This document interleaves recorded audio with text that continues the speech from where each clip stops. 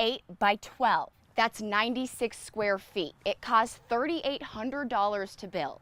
And it has everything Frank needs. The best thing about snow, snowballs.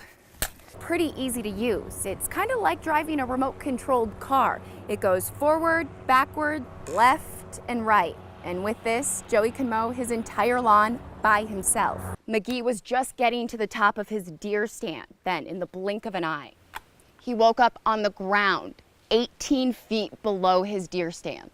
If a venomous snake bites you, elevate it, then call 911 or have someone drive you straight to the hospital. This is Mark's home. Just next door, officers had this place surrounded. They believed the suspect was hiding inside. This looks like your typical lawnmower, except there's no one walking behind it. I've been working hard towards gaining independence back. Meet Joey Fletcher. A rare bone disease makes it nearly impossible for him to move around. A lot of people probably take it for granted that, they can get out and mow the yard. It's kind of hard work, it's sweaty. No one really wants to do it, but it's actually something that I appreciate being able to do now. We took the back end off of a power chair. That's Joey's brother, Bobby Fletcher. Together, they built this. He was really tired of paying people to mow his yard, so he wanted to come up with a way to mow the yard himself. And it's ready to go. The lawnmower is pretty easy to use. It's kind of like driving a remote-controlled car. It goes forward, backward, left, and right. And with this, Joey can mow his entire lawn by himself. So it's just like playing a video game on one of the consoles or controlling any type of remote control vehicle. What's it like being able to see your brother do this on his own? It's actually pretty amazing. It gives him freedom. If you put your mind to it, you can work hard and do enough research. You can create something beautiful. I was in this same type of stand 20 years ago, except it was wood. Billy McGee shot his first deer when he was 12 years old, but his lesson in hunter safety didn't happen until he was 27. And my flashlight in my mouth.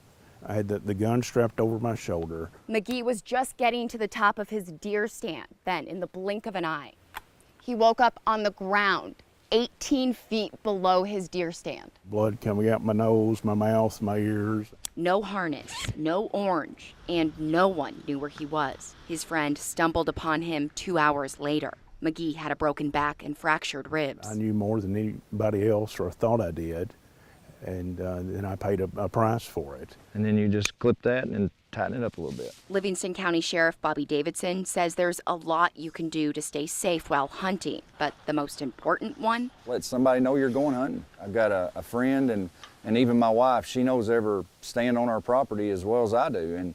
And I always have my cell phone on me. So if I get into a situation to where I fall, I could call her and tell her which stand I'm in. What happened to me, it could really happen to anybody.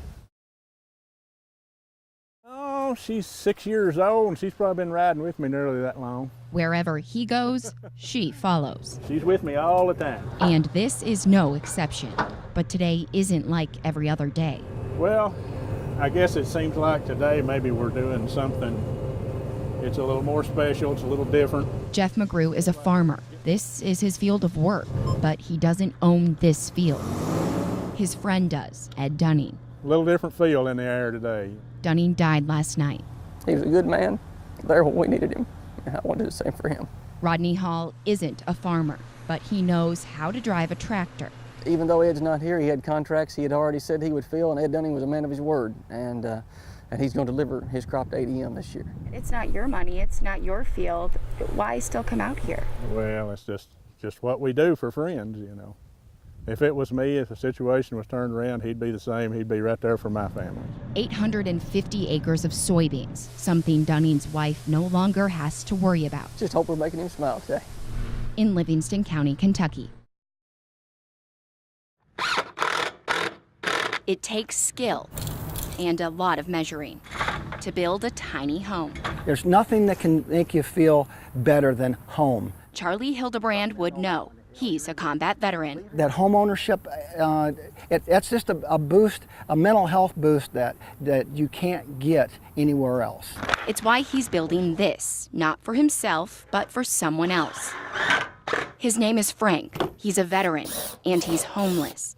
A safe, secure place. You know, he can lock his door at night. He can feel like it's his. He's not staying in a shelter. $3,000. That's the budget for this tiny house. And your donations are making it possible. This is the bathroom area here. Everything you need packed into 96 square feet. He's going to have LED lighting in here. His electric bill will be more than cut in half. And when you're on a fixed income, especially as limited as Frank, that's a lot of money going back in your pocket. At the end of the month, Charlie will help the local veteran go from homeless to homeowner. A tiny house with a big mission. Feels like I belong somewhere. Frank Addison is a veteran of the 101st Airborne Division. He used to be homeless. Now he's a home owner. Yeah, that's how me and Charlie met. I was completely homeless. I was on the street, me and the dog was. And he got us a room, and he's took care of me ever since. Frank is talking about this man, Charlie Hildebrand, also a veteran. Charlie started building this house for Frank several months ago. Then finally, on Veterans Day, Charlie handed over the keys. It's the first time since it's turned cold that Frank's been warm and able to sleep at night. And I look at that as the ultimate payoff. I mean, how better can it get? It's a mansion to me. 8 by 12. That's 96 square feet. It costs $3,800 to build. And it has everything Frank needs. I got a place to sleep, heat, warm, lights, everything a person needs to exist on. Including a sense of security, something he hasn't had since the Army. I'm proud to finally have something that's mine and know somebody ain't gonna come take it away from me.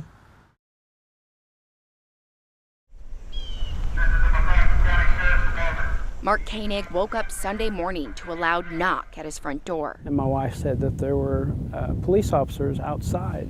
And then my son came out and said they're all over the place. And so opened up the door and he told us, I can't explain much anything, but you guys need to get dressed and get out. And says we're evacuating the neighborhood. A few houses down, a woman told officers she woke up to a strange man in her home asking for Tylenol. As she tried to walk him out, he shot her multiple times. Kind of scary because we're out here in the middle of the county thinking that it's absolutely safe out this far. This is Mark's home. Just next door, officers had this place surrounded. They believed the suspect was hiding inside. After countless tries to get the suspect to come out, law enforcement went in, but they didn't find him. Mark and his family returned home a few hours later. We're doing good, but the fact that we so far have not caught the guy, and my concern is this guy going to come back? Deputies aren't taking any chances to make sure families are safe. In McCracken County, Brianna Clark.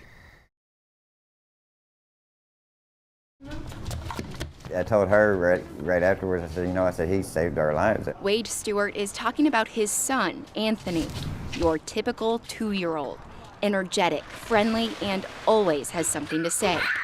Unlike most toddlers, Anthony speaks with his hands, born hard of hearing, but he's not afraid to use his voice if he wants your attention. It's that voice that saved the family. Smoke detector there, smoke detector over there, a couple in the other room in there, and none of them went off. It was nap time. Wade was outside. All of a sudden, Anthony starts screaming. I come to walk in, and the light up here was flashing, it's flickering, and I reached to grab the door handle, and the meter base over there started popping and crackling. That's how Wade knew the problem was electrical. He came into the house, didn't see any smoke, so he opened the fuse box. And in here, he saw flames. And I said, get up now, the house is on fire. Wade grabbed the fire extinguisher. He put out the blaze before the fire department arrived. I don't know that they would have made it out of here, and had he not alerted me, how would the fire had caught the wood before I got in here? Would it actually have caught the wood on fire, and would that wall be on fire before I could have even got in here to attempt to wake them up? Things that could have happened but didn't. All thanks to this little hero with a big voice. in Benton, Kentucky. Brianna Clark, WPSD Local 6.